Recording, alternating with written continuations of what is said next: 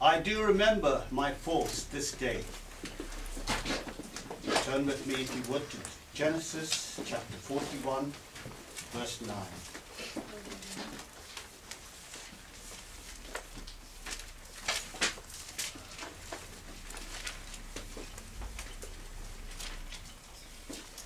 Then spake the chief butler unto Pharaoh, saying, I do remember my faults this day.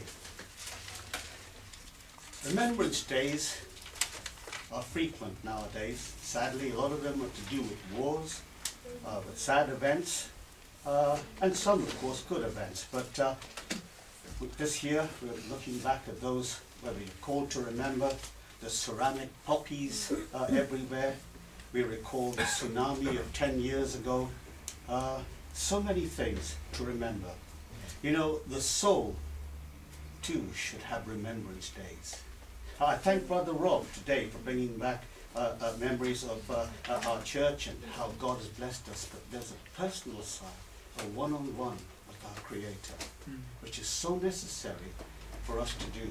An old sage friend of mine who's gone to be with the Lord once said to me, the joy of knowing that God has used us for His glory. Boy, he said, that's something. He said, you'll never get that unless you speak to God directly, personally, with Him on a one-to-one. Well, if we paused more often to remember and review our own dealings with God, what improvements we might see. A lesson that I'd learned a few years ago, and brothers and sisters, I can say to you, it has been such a great benefit to me.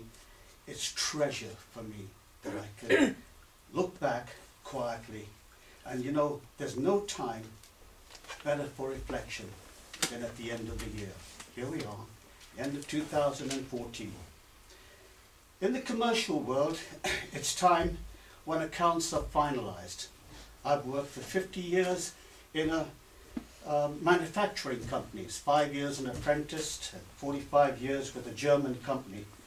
And at the end of the year was always a time of stress for us because we had to do stock taking. You had to go back and count every profile. And if there was something wrong, you went back and you counted it again. And then a third party would go because there are a few sections missing. And all of this had to be done so that the German bosses in Ludenscheid could look at all of that and then decide which way the company goes. Shall we pull back on this, do that, do this? This was a hectic time for us and so important. We couldn't go forward unless on the last day of December we had this in their offices in Germany. The same with other company, the other company that I worked for. So important. Now, where are those companies today? I think the word is kaput. They're gone. They're no longer there. We cannot deal with the soul in the same way as we do businesses and commercial things. That's and right. Yet, there are some parallels in there for us to look at.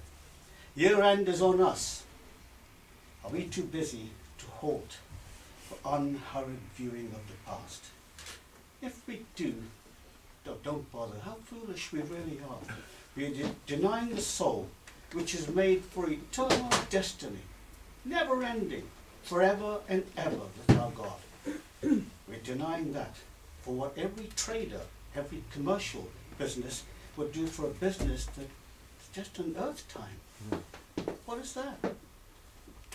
They're all gone, the people I work for, and others will go the same way. Where we're coming from is eternity. Amen. How important is it for the soul to reflect back on that? Look back over the months gone by, and how do you feel? Are there no thorns of conscience to make the memory cringe with regret sometimes? Are the past months so strewn with golden deeds that you feel only complacence? Or are there some ugly ghosts we would rather smother and put into the darkness and never look at again? Can we say with the psalmist, I have refrained my feet from every evil way? Or must we say with Pharaoh's butler, I do remember my faults this day. Look again at the butler's memory.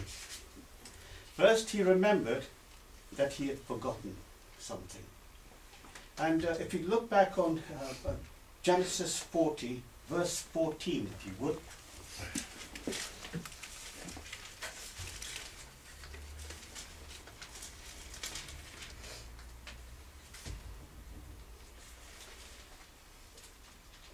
There was an incident. Who can read that for me, please?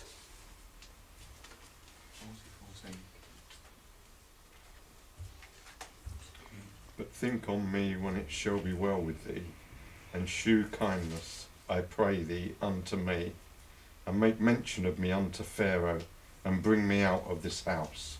How sad I find that when you read that. Here was Joseph, a wonderful lad at home, loved by his family, did things that were right, was upright, straight, great guy. And what happens to him? His brothers take him, throw him into a pit, sell him off to somewhere. And what does he do? He immediately goes along and he's a fine person again, no regrets. He does the best job he can for Potiphar. And again, unfairly, he's put away into prison. When an opportunity arises for this man who has a dream, the butler, Joseph steps forward and he gives him the answer to this. And then, as Brother Colin has just read, he says to him, don't forget me. Remember me when you get there. Forgetting what we ought to remember and remembering what we ought to forget is a common fault. Oh, I remember what Fred did over there. I remember what Charlie did, but you know, I'd rather hide some of the things. Nobody knows what I've done, so why should I reveal those? Why should I can bury them. I can quietly put them aside because nobody knows about them. But I do remember other people's faults. Is that the way that I should move? Brothers and sisters, I have to tell you, I used to think like that before I read this chapter many years ago now, and what a blessing it's been for me. We forget vows, answers to prayer. Brother Rob has taken us through all the blessings of this church, but the one-on-one with God. How many things has he done for me? So a great time at the end of the year, this is the time to change, to reflect on what you've done. That butler's fault was one of omission. Now, it was a promise that he had admitted to fulfill. It was a kindness he had admitted to repay. It was a humanitarian obligation that he had omitted to discharge. Sometimes such faults of omission disclose the sinful side more than the active transgressions. You know, when you do something wrong, or there's so many sins and so on and so forth, and you think, well, they're sins, but just leaving out things, it seems so bad. I have to confess that from the church that I came from before I was saved, these were considered venial sins. 3 Hail Marys, job done. Small sins. In God's eyes, no small sins.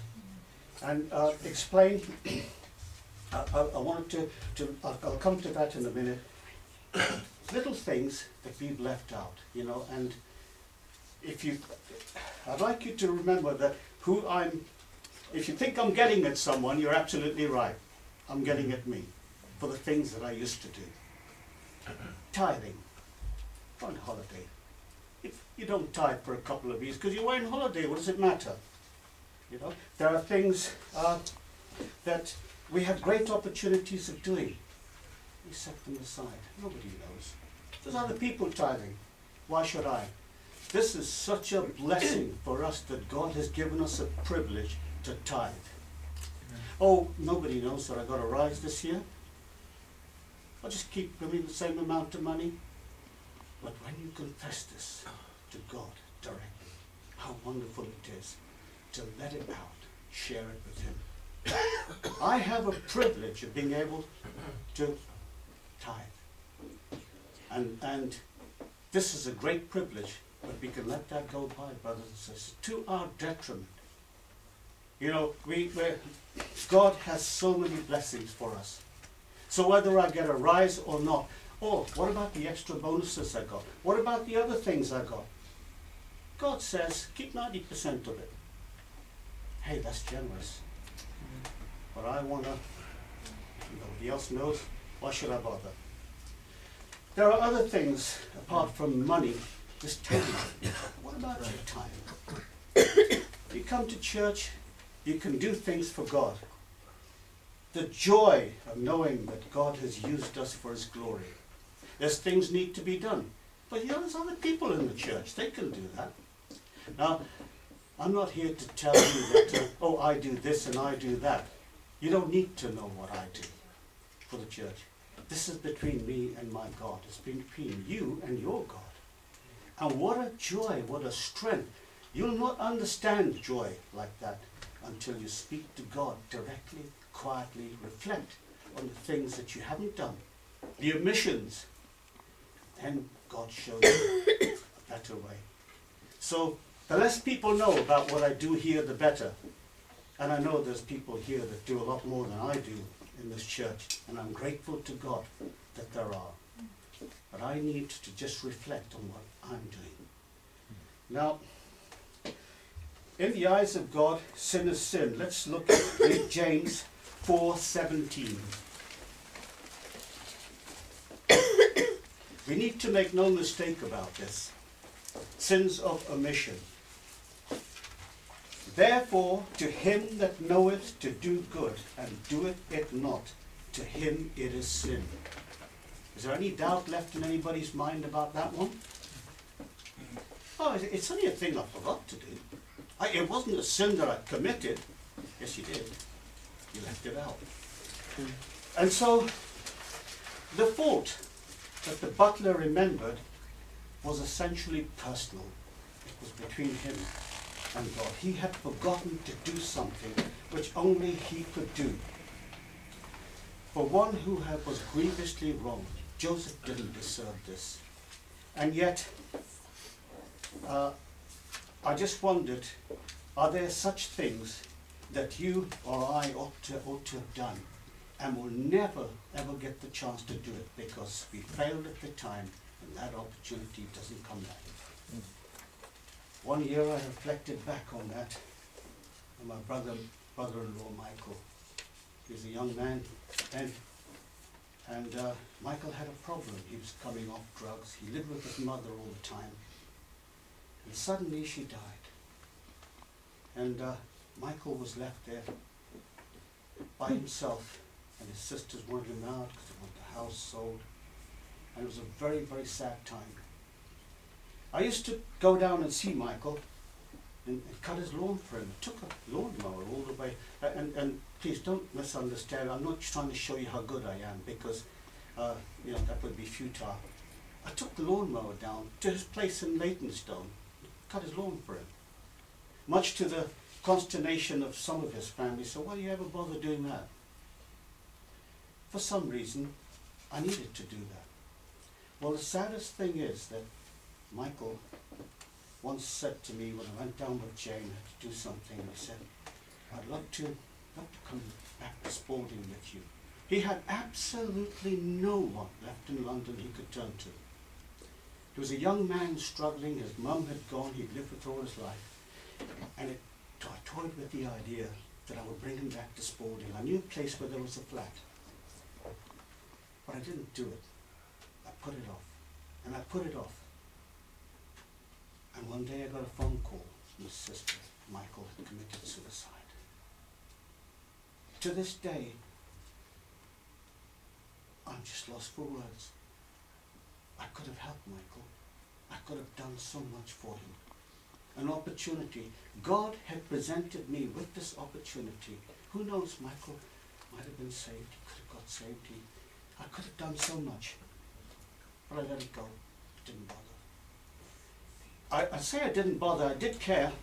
But I just put it off until it was too late. I remember going along a motorway once, and there was a lady struggling with another older lady who'd collapsed. and she was struggling to pick her up. And I drove past. And I wanted to stop, and then I thought, well, no, there's other people behind me, let them do it. And I still can see the anxiety on that lady's face as she tried to hail me down. Take time to look at those things, remember those things. I'll never let that situation happen again if there's anything I can do to help it. I will look forward before and see if there's a situation where I can help. I will still fail. I will still fail sometimes. But God has brought me closer to realizing that I need to be looking at these things, looking for these things. Don't omit them. Don't leave them out. But see here the butler's conscience. I do remember my faults. Not other people's faults, which we're very good at doing, really, aren't we? But here I remember my faults this day. This day, after 2 years. 2 years later, he remembered the fault. And look what happens here. When he thinks of the fault, he says, I remember my faults, plural. It's suddenly he's remembered other faults that go along with it. I remember my faults, not the one fault. So when we can spend time quietly with God, if we can just quietly pause, and God will show us, as he shows me, other things that I've missed, which I'm too busy to do when I don't have a review, when I don't sit quietly and think, Lord, where have I? What have I done? What an opportunity to talk to your Creator. Does anybody else get that? No, we can talk to our Creator, and he'll show me the things that I've missed out. Thank God that the butler not only remembered and regretted, he confessed and he resolved to put things right. And that's where we should be looking. I did, after that day, this morning we prayed for Les Handyside. Every year I ring Les Handyside on his birthday. He's much older than I was. He's about 85 years old. Actually not that much older. But Les reached out for me when I first started work with this company. And I was 13 years younger than him. For some reason, there was all this backstabbing and biting and everything in the company. And this man, whom I hardly knew, Geordie from Newcastle, stepped forward and he protected me, looked after me as a young lad. And he came to work for us later on when I moved to Spalding. And you know, that kindness, I felt I needed to repay that. And I did. What joy in my heart. I don't want you to get the wrong impression when gloating about this, but there's a feeling inside when you can repay for God's glory. Amen. Not for mine. I used to talk to Les about God and didn't want to know. Didn't want to know at all. Day before yesterday I phoned, and Joe and his wife answered the phone. She had said, Chris, Les has got Alzheimer's. But I heard something that made my heart leap with joy. She said, I was totally destitute, she said, and I prayed. Joe never ever talked to me about praying. And she said, God answered my prayer. My daughter's come back from Edinburgh, lives with us just a few streets down. She's able to help me. But I thank God, she says, without him I wouldn't have the strength. Oh, hallelujah. After all these years, she mentions God. How sweet that is. There were other people also in my life. There was Joe. He was a really nice guy to me. And I did have the opportunity to put things right with Joe also. When he suddenly went from... Joe used to be a guy that was full of gold everywhere. He told me, you've got to invest in gold. You've got to invest in gold. So he had these... I don't know how he could hold his arm up with these bracelets full of gold and rings and everything else. And I remember in those years the price of gold just plummeted down. Joe lost his job. He had a massive heart attack. Whilst he was driving, he just felt bad and the road was one side to Kettering Hospital and the other side was to home. And he came to the crossroads and he decided to go to the hospital. He got to the foyer and had a massive heart attack. Joe lived on a few years after that, but he was pretty poor. But I thank God that I was able to help Joe for the glory of God. That was wonderful. I talked to him about those things, but if I hadn't have quietly reviewed this thing in here, I might just let it gone by, just like Michael and everybody else. Year end reminds me of one story here, which I read about, and I came from a boarding school, and I read this story. I think way back in the 1900s, of a big public school, and there it was end of year. I don't think you have that here. You have September to September, but in many of the big schools in India and Africa, you finished at the year end. December was all our exams had to be done, and then there was that wonderful week before you all went home, leave boarding school and see mum and dad again. The joy. And some of the bolder boys in this school started a fire just outside the gym. The weaker lads, the other ones, thought it was quite exciting. It all joined in to watch this big bonfire going up. And when they looked round, their faces turned absolutely pale as they saw the headmaster approaching them. And in his hand he had the big black book. I do remember the big black book. We all had this, in which was recorded the misdeeds. This went on your character reference. And there was tense silence as the headmaster approached the boys there. And he said, in this book is recorded all your misdeeds. This year, he said, at the end of this year, this book will contain all of those things throughout the whole year. He took the book, he flung it into the fire. He says, I now fling it into the fire so that we can all start the new year on a fresh start, with not a line against us. Amen. Brothers and sisters, can we thank God that we can all start the new year with all our guilt cleansed away. 1 John 1:17 says, but if we walk in the light, as he is in the light, we have fellowship one with another, and the blood of Jesus Christ his Son cleanseth us from all sin. Ephesians 1:7 says, in whom we have redemption through his blood, and forgiveness of sins, according to the riches of his grace. How wonderful that we can all start with a clean slate, till Jesus has paid it all for us. How great is that? And one last sobering thought. If I can just go back to the passage of James that we read earlier, well, I'll go back a few verses to 14. James chapter 4, verse 14. We didn't turn there. It says, whereas ye know not what shall be on the morrow, for what is your life? It is even a vapour that appeareth for a little while, and then vanisheth away. We seem to imagine things will go on forever. But it is, as the Bible tells us, just a vapour. If you had just 1 year left, you guarantee there's just 1 year left. I wonder how you'd go about that. Would you change anything at all? Would you change your lifestyle? Would you change things? No more. After a year, it's gone. You know, I was looking back at this verse on, it's just a vapour. I was just 11 years old when my dad died. We were in boarding school. Dad was hale and hearty. He was only 52 years old. A great job on the railway. And St. Patrick's Day, 1953, he passed away. He went to work, and they brought him back. He'd had a massive heart attack and he died. Just like that. Some people in St. George's Square in Glasgow last week were doing Christmas shopping. Never got to open any of those presents. Did you know that? No.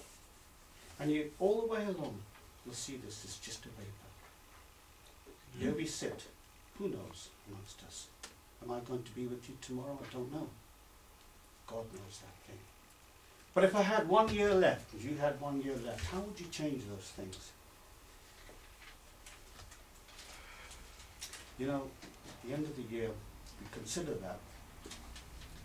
However you would have changed it, isn't that the way you should be going for the new year? New Year's resolutions? I don't believe in them. You know, I've made more resolutions than you've had hot dinners. It is, nature abhors a vacuum. Something's got to replace it. I gave up cigarettes. I struggled. And then I took up those little mannequin cigarettes instead of cigarettes because I was told the cigarettes were dangerous. Before long I was smoking 20 mannequins a day and it nearly blew my chest apart. I went back to cigarettes. Year in, year out. Give up something, give up this. On the 28th of November 1988, I invited Jesus to come and stay with me. He took it away. I didn't give up anything. He just took it away. Amen. I've never had a drop of drink since. I'm not looking at anybody who does want to drink, that's up to them. I can't handle a drink. So for 25, 20 years or whatever, I haven't had a drink. Don't need a drink. I have all the joy I need.